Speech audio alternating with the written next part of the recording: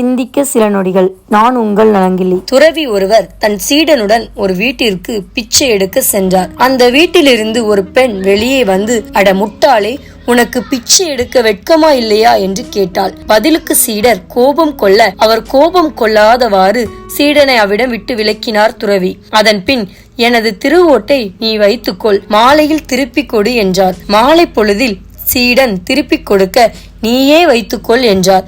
இரவானதும் துறவி இந்த திருவோடு யாருடையது என கேட்டார். அதற்கு சீடர் என்னுடையது என்றார். இது எனது திருவோடு எவ்வாறு உனதானது என்று கேட்டார். நான் திருப்பி தரும்போது தாங்கள் ஏற்கவில்லை, அதனால் அது எனதானது என்றார். அதற்கு துறவி, அதனால்தான் நானும் அந்த பெண்மணி திட்டியதை ஏற்கவில்லை என்றார். சீடருக்கு தெளிவு வந்தது. இப்படித்தான் நம்மில் சிலர் நம்மை யாராவது திட்டினால் நாமும் பதில் பேச வேண்டும் என்று நினைக்கிறோம். நாம் எந்த பதிலும் பேசவில்லை என்றார்கள். பேசிய வார்த்தை அவர்களுடையது.